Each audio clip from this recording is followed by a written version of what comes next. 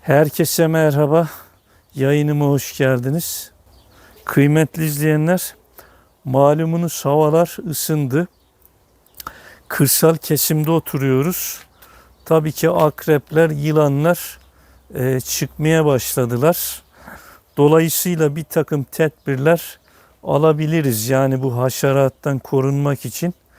Bir kere pencerelerimize, kapılarımıza yani sineklik takabiliriz. Bizim pencerelerimizde, kapılarımızda sinekliklerimiz var. Yani mümkün mertebe açmıyoruz. Genelde yılan ve akrep geceleri çıkar. Pencerelerimize bu şekilde sineklik yapıyoruz. Sıcak havalarda bunu kapatıyoruz. Cam açık kalacak ama sineklik kapalı kalacak. Yine balkon kapılarımıza şu şekilde sineklik yaptırıyoruz. Bu geceleri sinekliğimiz kapalı duruyor. Kapıyı açacaksak. Çünkü haşeratlar daha önce de ifade ettim. Daha çok akşamla yatsı arası geziyorlar. Çünkü onların avlanma vakti. Bunları unutmuyoruz. Yani pencerelerimize, kapılarımıza sineklik takabiliriz. Birinci yöntem bu. İkincisi, haşeratlar genelde tabii akşamları çıkıyorlar. Akşamla yatsı arası. Yani bunu ben defalarca buna şahit oldum. O vakitlerde dışarı çıkacaksak yani mutlaka el fenerimiz olması gerekiyor.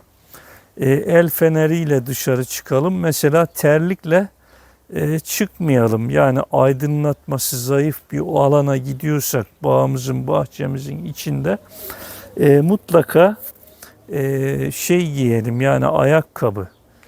Eğer otlu bir ortamda olacaksak da çizme giymemizde fayda var.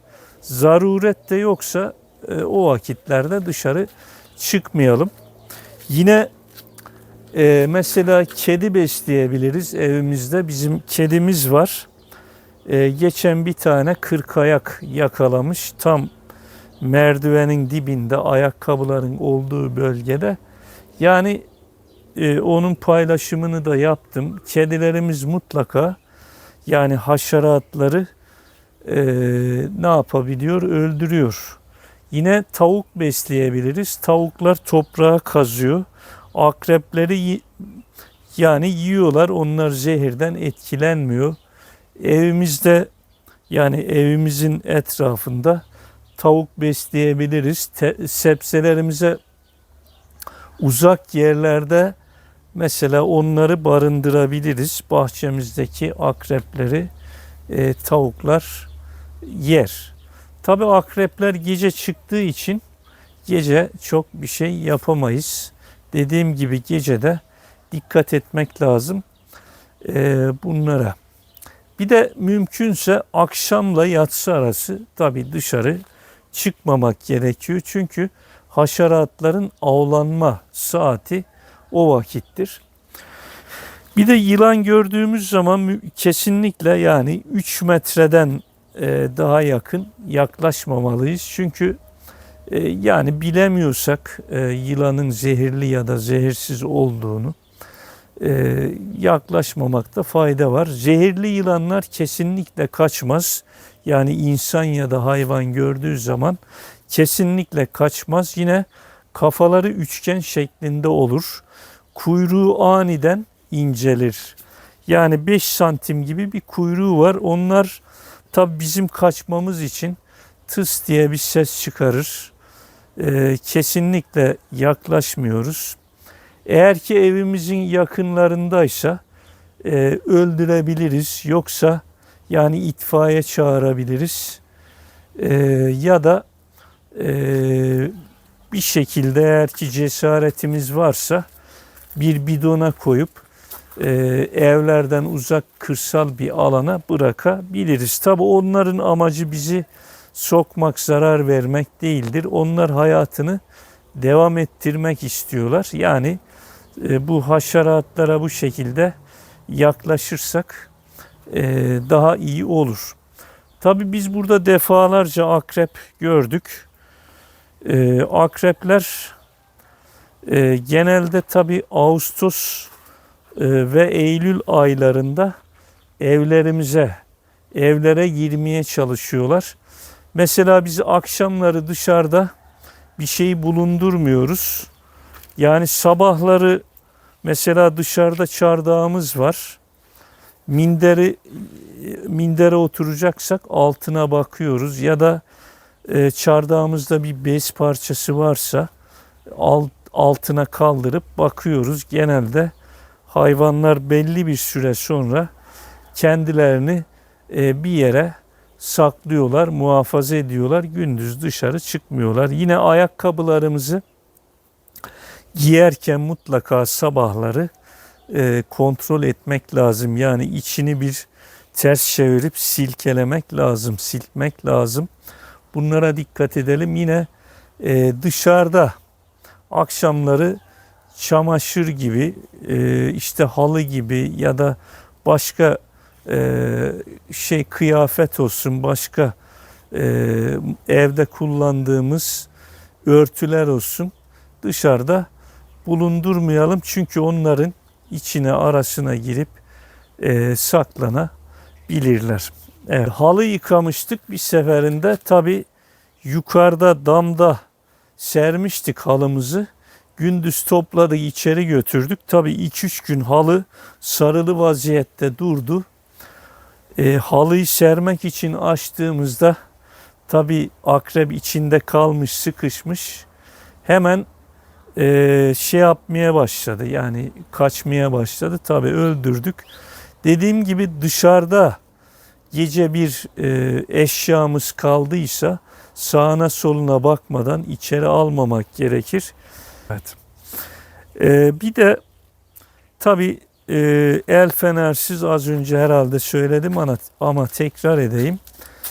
Aydınlatma olmadan yanımızda dışarı çıkmayalım.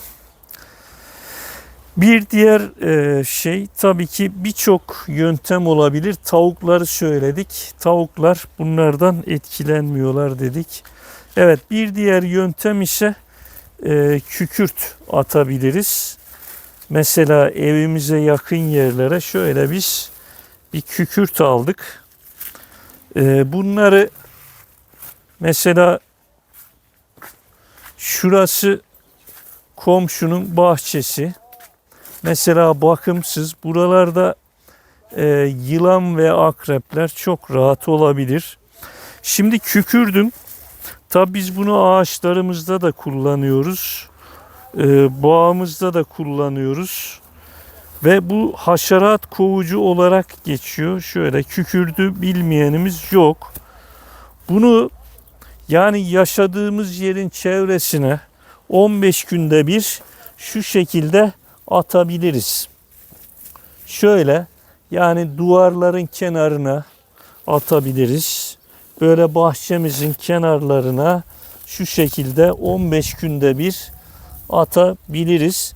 Yani bu haşeratlar kükürdün kokusundan bu tarafa doğru yaklaşmayacaktır. Tekrardan geldiği tarafa doğru gidecekler. Bunu evimizin etrafına çok rahat koyabiliriz. Mesela şu şekilde, mesela evimizin dört tarafına, duvarların dibine böyle bu şekilde kükürdü koyabiliriz. Ben tabii bir tane video izlemiştim internette. Kükürtle bir tane zehirli yılan yakalamışlardı.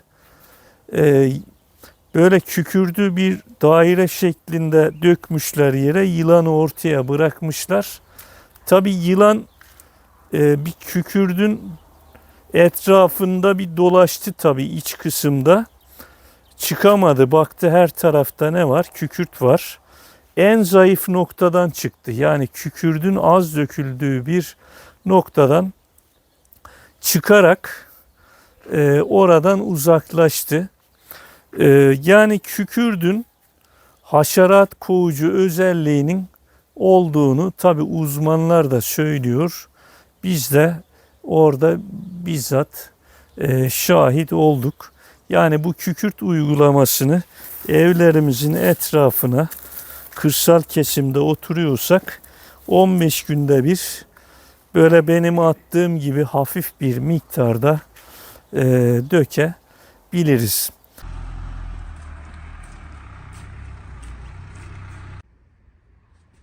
Arkadaşlar şimdi de şöyle objelerin arasına bırakacağım. Bir saniye şöyle düzgün bir şekilde bakmak istiyorum. Bakmasın. Bakın tepkisi ne olacak? Kükürde karşı. Bakın kükürdü kokluyor. Evet.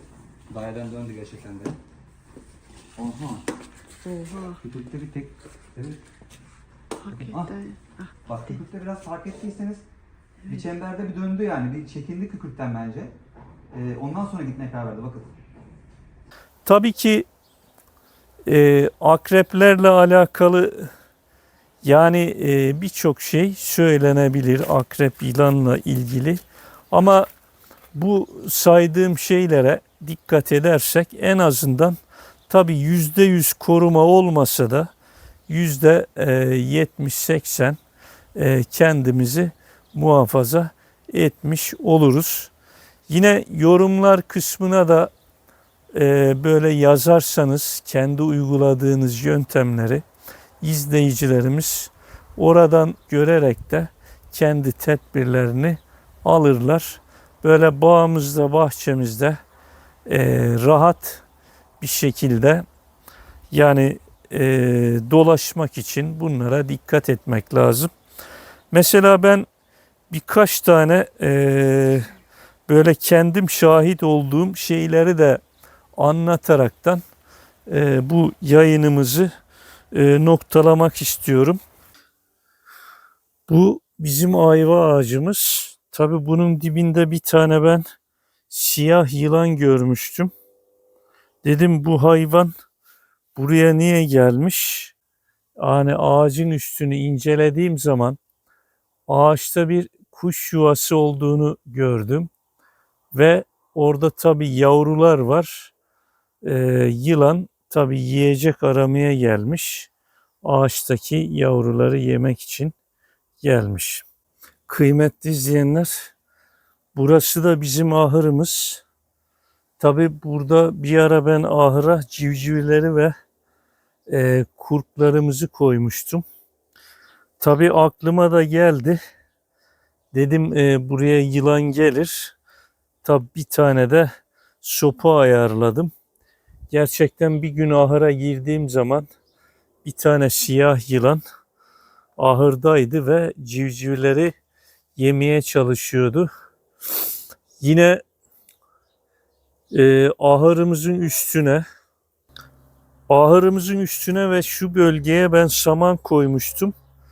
Tabii samanların içinde buğday taneleri olduğu için fareler çok geliyordu ve çoğalmışlardı. 2 sene ben burada hayvancılık yaptım.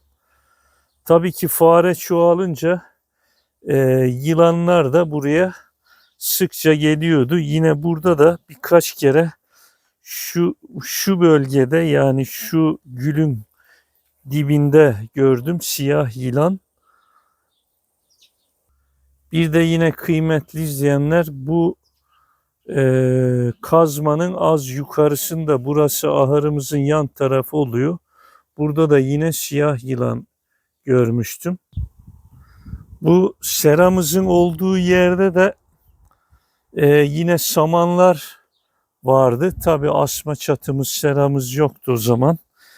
Ben 2 yıl yani burada derilerini kavlatmış, burada soyulmuş şey gördüm, yılan kabuğu gördüm.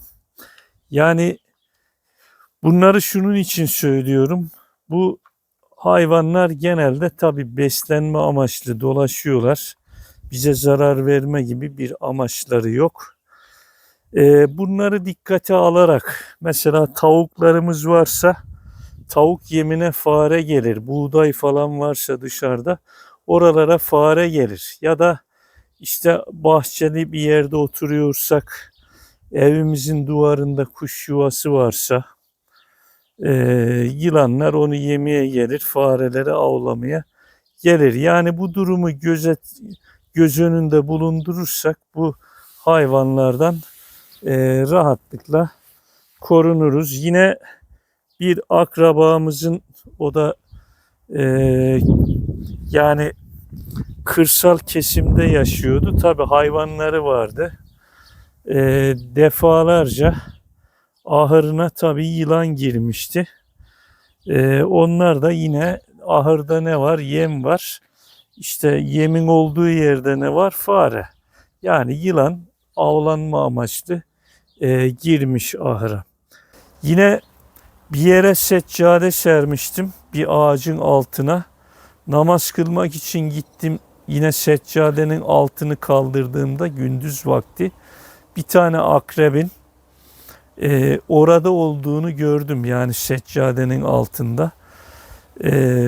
Yine başka bir zaman arazide yatmıştık. Tabii bir tane büyük bir bezimiz vardı yerde. Gündüz vakti tabii akşam o orada kalmıştı. Sabah onu toplamak için aldığımda 2 tane sarı kız dediğimiz böyle büyük örümceklerin altına gizlendiğini gördüm. Tabii çabudu böyle bezi silktiğim zaman yere düştü. Tabii kaçıyordu, tavuklar görür görmez onları yediler. Tabii yine 2 kere gece arazide yani yılan gördüm. Bunlar engerek dediğimiz yılanlardı. Tabii ki ben genelde arazide dolaşırken el lambasıyla dolaşıyorum. Bu engerek yılanların da akşam ve yatsı arası gördüm. Yani videomuzun başında paylaşmıştık bunların beslenme saatleri akşam ve yatsı arası diye. Yine o gördüğüm engerek yılanlarını da akşam ve yatsı arası gördüm. Bunlara da dikkat etmek lazım. Yani elimizde de bir sopa gibi bir şey olursa bu vakitlerde dışarı çıktığımız zaman kendimizi korumuş oluruz. Evet. Şimdilik bu yılan, akrep ve haşeratlardan korunma ile alakalı benim tecrübelerim, karşılaştığım durumları, korunma yollarını kendimce size anlatmış oldum. Sizler de şahit olduğunuz olayları yorumlar kısmına yazarsanız, az önce de ifade ettim, videomuzu izleyen izleyicilerimiz tedbirlerini alır ve onlara da faydalı olmuş oluruz. Evet, bu paylaşımı da burada noktalıyoruz. Bir sonraki paylaşımda görüşmek üzere. Hoşça kalın.